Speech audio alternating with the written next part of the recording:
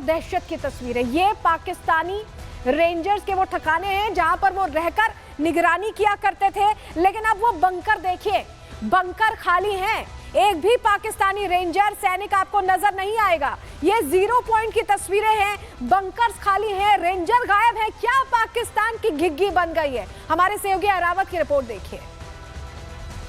लगातार जहां हम पिछले कई दिनों से देख रहे हैं, जो पाकिस्तान के फॉरवर्ड एरियाज में जो पोस्ट है वो काफ़ी दिनों से खाली नज़र आ रहे हैं। और वहाँ उसी के साथ साथ ये बस इतना ही नहीं, बल्कि जो वहाँ पर पाकिस्तान के झंडे जो लगे हुए थे उनके बंकर्स पर, उन्होंने वो भी वहाँ से उतारे हुए हैं। फिरदौस, अगर आपको यहाँ से दिखा है, ये फॉरवर्ड लोकेशन है। पाकिस्तानी रेंजर जो है अपनी पोस्ट को छोड़ते हुए पीछे की ओर गए हुए हैं। लगातार हम देख रहे हैं पिछले कई दिनों से कुछ ऐसे पोस्ट भी है, कुछ ऐसे बंकर भी है पूरे जम्मू कश्मीर के फॉरवर्ड एरियाज में, जहां से उन्होंने जो है अपने बंकर्स के जो पाकिस्तान के झंडे लगे हुए थे वो भी उतारे और वहां से भागकर पीछे चले हुए हैं। इससे साफ तौर से दिख रहा है किस तरह से पाकिस्तान में जो है खौफ का माहौल जो है वो बना हुआ है। ये तो जीरो लाइन पर अभी हम मौजूद है, लेकिन यहाँ पर पाकिस्तानी पोस्ट की अगर हम बात करें, वो यहाँ पर दूर दूर तक नजर नहीं दिखाई दे रहे। बस अगर कुछ दिख रहा है तो पाकिस्तान ऑक्युपाइड कश्मीर में जो रेंजर्स थे उनके बंकर्स दिख रहे हैं, लेकिन बंकर्स के अंदर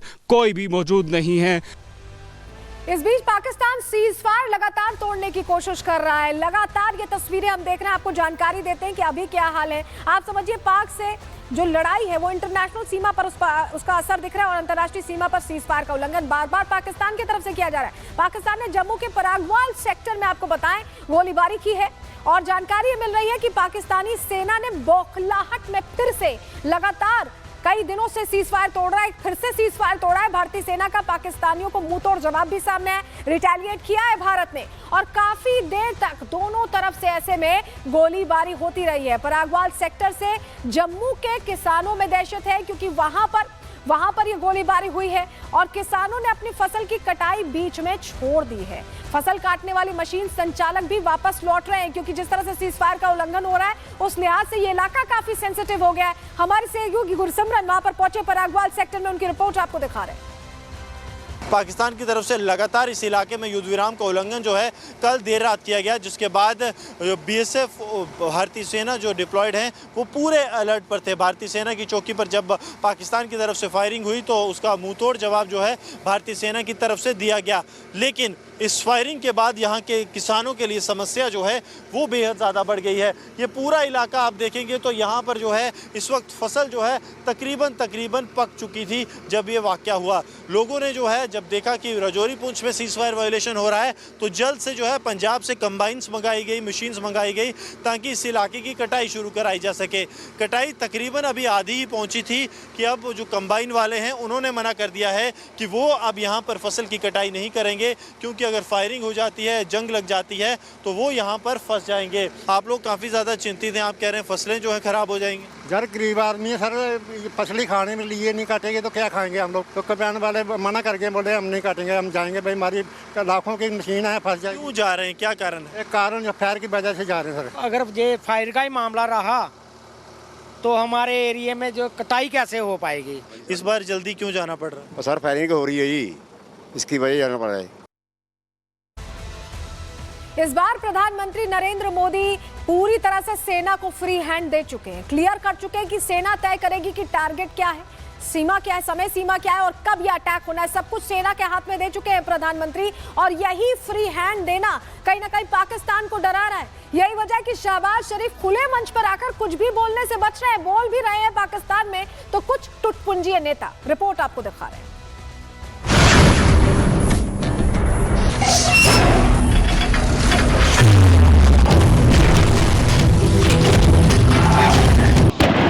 हमले के 8 दिन गुजर चुके हैं, लेकिन इन 8 दिनों में आतंकिस्तान डर के मारे 8 बार मर चुका है।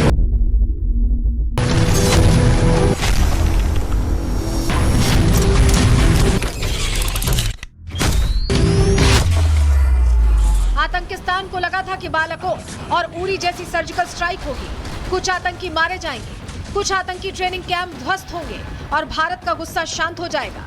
लेकिन इस बार पीएम मोदी की खामोशी और भारतीय सेना की तैयारी मौलाना मुनीर और पीएम शहबाज को न सिर्फ डरा रही है, बल्कि पाकिस्तान के भविष्य पर ग्रहण भी लगा रही है।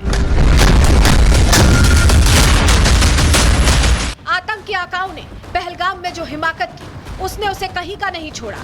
भारत ने आतंकिस्तान को इस बार 3 मोर्चों पर घेर लिया है।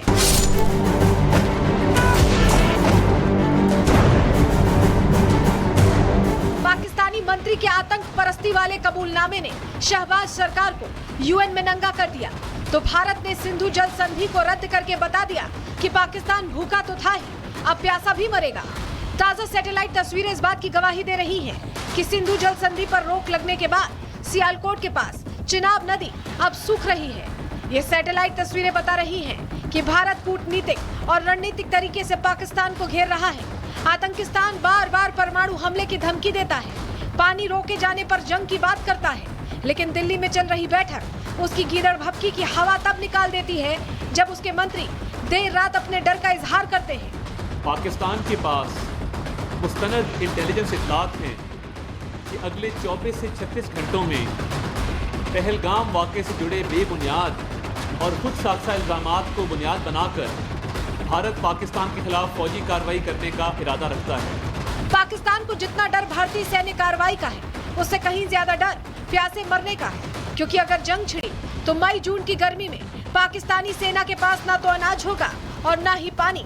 पीएम मोदी ने भारतीय सेना को फ्री हैंड दे दिया है, जिसने आतंकियों की नींद उड़ा दी है। पाक रेंजर सीमा के करीब जाने से कतरा रहे हैं।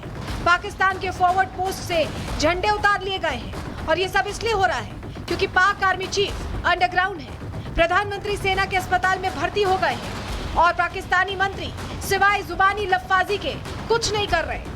सबसे ज्यादा पाकिस्तान में जिस चीज का डर है, मैं जहां तक समझता हूं, वो मिलिट्री एक्शन का तो है ही डर, लेकिन सबसे ज्यादा डर है इंडस वाटर ट्रीटी का, जो 1960 में हुई थी। उस ट्रीटी को कैप्टन अबेंस किया, ये बहुत बड़ी घटना है। भारत की कूटनीति और सैन्य रणनीति पूरी तरह से तैयार है। सेना को फ्री हैंड देने का मतलब है कि अब सेना दिल्ली के आदेश का इंतजार नहीं करेगी, बल्कि आतंक के हिसाब का दिन, तारीख और टारगेट खुद तय करेगी, जो पाकिस्तान के लिए अच्छा संकेत नहीं है। Bureau report, Republic Bharat.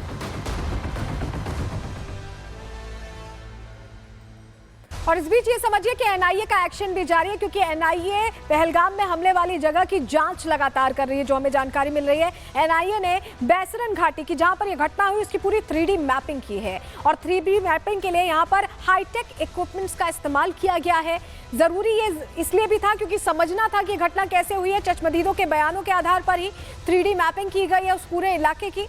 अभी तक आपको बताएं 100 से ज्यादा चश्मदीदों के बयान दर्ज किए जा चुके हैं और 3D मैपिंग से पूरी वारदात को समझना भी आसान होगा कि कहां से आए, कहां से इन्होंने घटना को अंजाम देने का, कहां फरार हुए, पूरा वो एक तरह से रूट समझने में आसानी होगी। आतंकियों के एंट्री और एग्जिट पॉइंट का पूरा आइडिया मिल जाएगा, पता चल जाएगा। आतंकियों के भागने वाले रास्ते की भी जानकारी ऐसे में मिल जाएगी और इसीलिए ये 3D मैपिंग की जा रही है। हमारे सहयोगी जतन बता रहे हैं कि कैसे ये 3D मैपिंग पूरी इस घटना को समझने के लिए और इन आतंकियों को अंजाम तक पहुंचाने के लिए बहुत इंपॉर्टेंट है। उनकी रिपोर्ट देखिए। जो घाटी देख रहे हैं ये वही बैसरन घाटी है और इसी पर ही एनआईए की टीम अभी मौके पर पहुंची हुई है और 3D मैपिंग से इस पूरी घाटी का जो एरिया है उसकी क्लोनिंग की जाएगी और कहीं ना कहीं